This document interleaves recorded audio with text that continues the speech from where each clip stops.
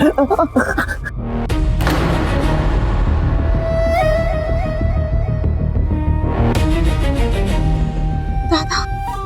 શું થયું ગંગા? જે હાથમાં હંમેશા રામસાગર હોય છે એ હાથમાં લાકડું લઈને મારવા ધસી રહી છે. શું થયું ગંગા? દાદા મને ક્ષમા કરી દેજો, મારી ભૂલ થઈ ગઈ. શું થયું ગંગા? તું કેમ આટલી ચિંતિત છે? દાદા, જંગલમાં એ માણસે મને જે વાત કહી હતી ને એ મારા મનમાંથી ખસતી જ નથી. એ ગામનો કોણ વ્યક્તિ હશે જે ગામનું અને આપણું અહિત કરવા ઈચ્છે છે? હું એ છુપા શત્રુને કેવી રીતે શોધું? એ છુપા શત્રુથી હું કેવી રીતે લોકોની રક્ષા કરું? હું શું કરું?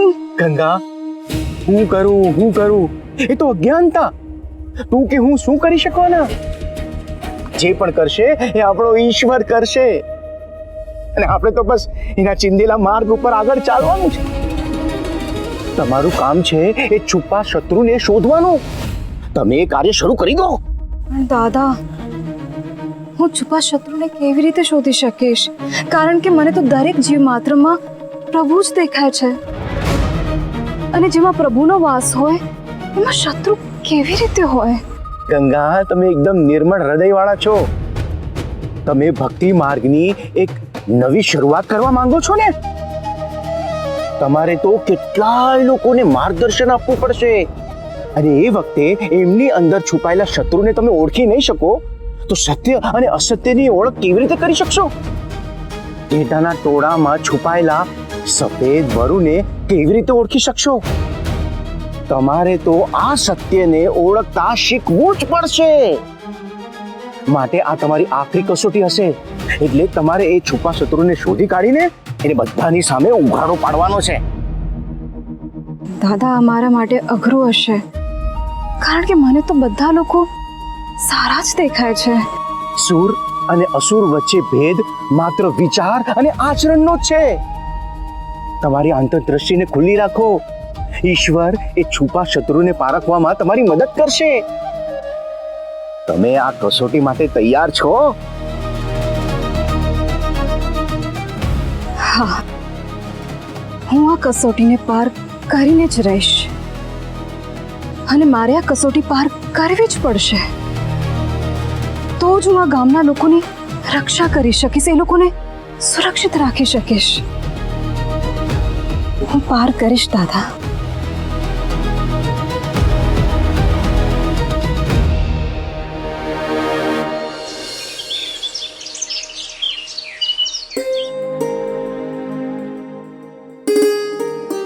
ગંગા, આ પેલી રાતવાળી વાત ભૂલી તો નથી ગયા ને? કઈ વાત? અરે પેલું લાકડું મારવા માટે ઉપાડેલું એ.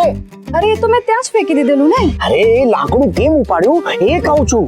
એ તો તમે આવ્યા ને એ પહેલા મને લાગ્યું કે કોઈ હુમલો કરવા આવી રહ્યું છે એટલે. હા, એ જ. હુમલો કોણ કરે? શત્રુ. છુપો શત્રુ.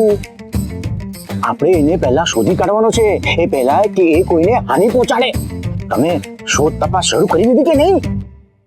એમ તો ઘરે ઘરે જઈને છુપો શત્રુ શોધવાનો હોય કે દાદા? હા, છુપો શત્રુ આપણી આસપાસ જ હોય. એ આવે એટલે ઓળખી જવાનો. એ જો આવ્યો પેલો પેલો. એ પેલો આવ્યો. અરે કોણ આવ્યું? અરે એ જેની વાત ચાલે છે, પેલો છુપો શત્રુ. અરે એ તો ભલા ભાઈ છે, દરજી. એ શત્રુ ના હોય, એ બહુ સીધા માણસ છે દાદા. જે સીધા દેખાય ને એ જ શત્રુ હોય છે. ના ના, એ શત્રુ ના હોય દાદા. અરે છાશ આપજો દાળ કાઢીને.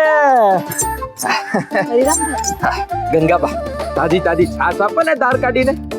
હમણાં એ તો પેલી મંગુ લઈ ગઈ. હા, મંગુ લઈ ગઈ. કાઈ નથી અહીંયા. ચાલ નીકળ. એમને બોલવા દો ને. તમે તો હશે ને તો પણ નહીં આપવા દો દાળ કાઢી. પછી આવું ગંગાબા. દાદા, શું કરો છો તમે? કેમ ખોટું બોલ્યા કે મંગુબેન છાશ લઈ ગયા છે? આને તો બિલકુલ ના અપાય.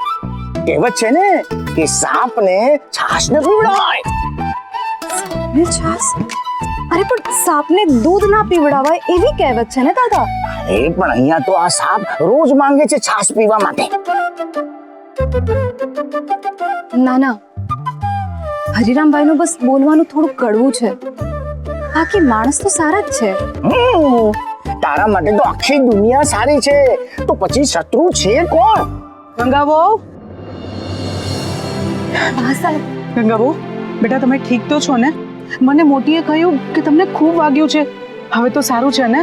હા બા સાહેબ, હવે બધું સારું છે. તમે અંદર આવો ને. બા અંદર. વક્તુ વાતો છે ને, બાપજીને મળવા માટે ગયા છે. હા હા, બાપજીના ઘરે.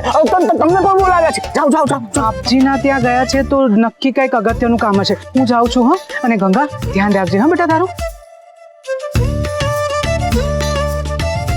હવે આ બા સાહેબ માટે એમ ન કહેતી કે હૃદયના બહુ સારા છે અને બહુ સારા મનુષ્ય છે. ના, એ તો જરા કેવું હોય. પણ દાદા, એમણે પોતાનો દીકરો ખોયો છે, એટલે થોડી કડવાશ તો હોય જ. પણ એ શત્રુ નથી, એ તો ઘરના સભ્ય છે. તારાથી નહીં શોધાશે શત્રુ, કારણ કે તારે મન તો બધા તારા જેવા જ છે, નિર્મળ મનવાળા અને શુદ્ધ વિચારવાળા. પણ દાદા, શત્રુ શોધવા માટે આમ હાલતા ચાલતા કોઈ પણ લોકો પર શંકા થોડી કરવાની હોય. પેલી સ્ત્રી જે આ તરફ આવી રહી છે ને, એ શત્રુ લાગે છે. દાદા, તમે મને શત્રુ શોધવામાં મદદ કરવા માટે આવ્યા છો કે મારી મૂંઝવણ વધારવા માટે? તમે એક કામ કરો, તમે અંદર જાઓ અને આરામ કરો. હું જાતે જ શત્રુ શોધી લઈશ. તમે જાઓ. પેલી ભાઈ જે આ તરફ આવી રહી છે ને, એ જ છે. તમે જાઓ, આરામ કરો, જાઓ. શત્રુ. દાદા, જાઓ.